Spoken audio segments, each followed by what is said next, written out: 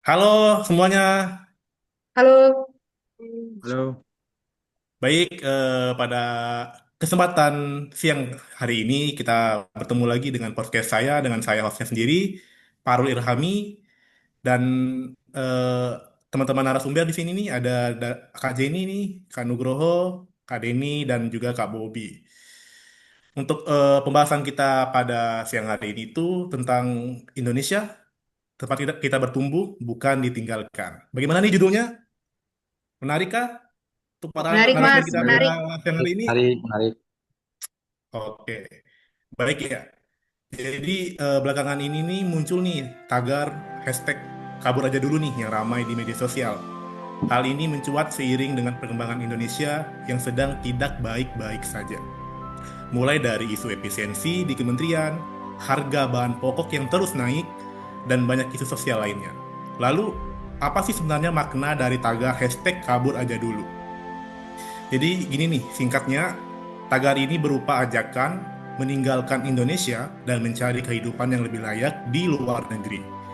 Nah, hal ini juga tentu menarik untuk dibahas lebih lanjut karena berkaitan dengan cara pandang kita sebagai bangsa Indonesia terhadap isu sosial dan bagaimana perwujudan sikap cinta tanah air kita dalam kehidupan sehari-hari. Saat ini saya udah ditemanin sama 4 narasumber. Satu di antaranya ada cewek nih, Kak Jenny. Oke, Halo. biar untuk waktunya lebih singkat, kita langsung aja mulai ke ini nih, ke Kak Nugroho dulu nih, Mas Nugroho. Bagaimana nih pendapat Mas Nugroho terkait hashtag kabur aja dulu yang beberapa waktu lalu viral? Silakan, Mas Nugroho. Baik, baik. Terima kasih atas kesempatannya, Mas. Menurut saya itu gerakan kabur aja dulu yang sempat viral kemarin adalah salah satu topik yang menarik. Secara garis besar, tagar ini muncul sebagai bentuk ekspresi rasa frustasi, terutama bagi generasi muda terhadap berbagai tantangan sistematik yang ada di Indonesia. Akan tetapi, jangan melihat gerakan ini sebagai ancaman terhadap persatuan ataupun kecintaan generasi muda pada tanah air kita. Melainkan lihatlah gerakan ini sebagai bentuk masukan jujur dari warga negara yang ingin melihat negaranya maju dan berkembang. Rasa bangga berbangsa akan muncul secara alami ketika sebagai warga negara didukung, dihargai, dan dapat melihat masa depan yang cerah di tanah air kita sendiri. Itu Bang, menurut saya.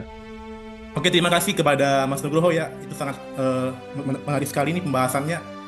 Kita lanjut ke mungkin ke Mas Bobi nih. Gimana nih Mas Bobi pendapatnya nih di tengah isu hashtag kabur aja dulu?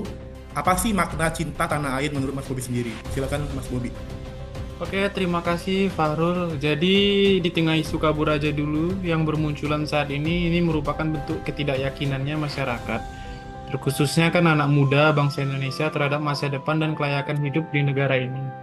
Jadi, untuk menyikapi hal tersebut, kita sebagai anak-anak muda yang percaya akan masa depan kita, masa depan ini kita harus optimis dan mencanangkan bahwa negara kita tidak akan kalah bersaing terhadap negara lain. Dengan terbukti kan bahwa negara kita mengalami pertumbuhan PDB sebesar 5% pada tahun 2025. Artinya masih ada kelayakan untuk hidup di Indonesia. Tugas kita sebagai anak muda hanya memperbanyak skill untuk bersaing dan jangan selalu berpikir bahwa kerja di luar negeri itu semudah seperti apa yang kita bayangkan. Tetap optimis akan negara ini karena kemajuan suatu bangsa tergantung akan sumber daya manusianya. Karena tahun 2006, 2026 pertumbuhan ekonomi Indonesia melesat seperti kata Pak Menko kita flying to the moon. Semangat ya. Oke, Mas Bobi luar biasa. Pendapatnya ya sangat detail sekali nih. Ada juga dengan dilengkapi juga dengan data nih. Oke, coba kita next ke ini nih, ke Mas Dani nih. Gimana sih menurut Mas Dani, apa sih hal-hal sederhana, contoh hal sederhana apa yang bisa kita wujudkan sebagai bentuk nilai bela negara terhadap NKRI? Silakan kepada Mas Dani. Kasih Mas Fahrul. Jadi ada banyak hal sederhana yang kita bisa wujudkan sebagai bentuk bela negara, yaitu mencintai produk lokal untuk meningkatkan UMKM kita, melestarikan budaya kita juga, karena kalau bukan kita siapa lagi, menjaga lingkungan dengan cara tidak membuang sampah sembarangan, menjaga kebersihan, mengharumkan nama bangsa dengan prestasi di kancah internasional, tidak menyebarkan ujaran kebencian, juga merupakan sikap cinta tanah air, mempromosikan wisata Indonesia yang beragam, dan masih banyak lagi. Jadi menurut saya, hashtag kabur aja dulu merupakan tindakan melarikan diri dari tanggung jawab kita terhadap negara. Saya paham, ini bentuk kritik terhadap pemerintah, tapi kabur aja dulu itu bukan solusi. Itu dari saya, Baik, Mas. Mas. Oke, siap. Baik, Mas Dani. Benar-benar melokal ini ya. Hidup UMKM. Oke, mungkin selanjutnya kita ke salah satu narasumber yang berbeda sendiri nih.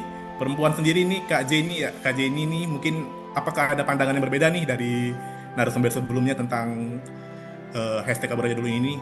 Eh, Mungkin bisa disampaikan bagaimana pesan moral untuk teman-teman yang memilih hashtag kabur aja dulu tanpa kembali ke Indonesia. Silakan kepada Kak Jenny. Baik Mas Farul, dari saya singkat saja ya Mas, karena menurut saya pendapat dari teman-teman sebelumnya ada uh, bagusnya juga, ada beberapa yang saya setujui. Namun dari pendapat saya pribadi, fenomena kabur aja dulu ini adalah gambaran bahwa negara Indonesia ini masih perlu kontribusi jangka panjang dari kita generasi muda. Namun untuk pergi mencari kesempatan yang lebih baik itu adalah hak setiap orang. Dan cinta tanah air itu bukan berarti kita bertahan tanpa berpikir, melainkan apabila kita mendapat kesempatan yang lebih baik di luar, seyogianya kita harus kembali untuk membangun kembali bangsa ini. Dan fenomena kabur aja dulu ini, kita harus memaknainya sebagai refleksi, bukan alasan untuk kita meninggalkan tanggung jawab untuk membangun bangsa. Demikian, Mas. Oke, baik, luar biasa sekali nih pendapat dari keempat narasumber kita pada siang hari ini nih. Oke, mungkin terima kasih semuanya ya kepada semua narasumber nih, Mbak Jenny, Mas Nugroho, Mas Dani, dan Mas Bobby. Oke, mungkin saya sebagai host nih, sebagai penutup sih sedikit menyampaikan closing statement atas podcast pada siang hari ini nih. Kalau dari saya pribadi nih, kita itu setiap manusia ya, itu pasti hidup dan terlahir dengan pilihannya masing-masing. Ada yang milih bertahan dengan segala kekurangan, sambil mencoba memperbaiki secara perlahan dari dalam ya, bertahan sambil mencoba memperbaiki secara perlahan dari dalam. Ada pula mungkin yang mencoba keluar dari zona nyaman agar bisa berkembang. Sebenarnya nggak ada masalah sih dari pilihan yang ada, semua boleh mencoba dengan caranya masing-masing. Yang paling penting itu mau bagaimanapun pilihannya, kita harus tetap saling bergandengan tangan, merapatkan barisan, dan menyatukan hati serta pikiran untuk saling-saling untuk sama-sama menjadikan bangsa kita ini, Indonesia, sebagai rumah yang baik dan nyaman untuk semua orang dimanapun kapanpun kita berada. Oke, mungkin itu aja. Terima kasih teman-teman semua. Sampai jumpa pada pembahasan berikutnya.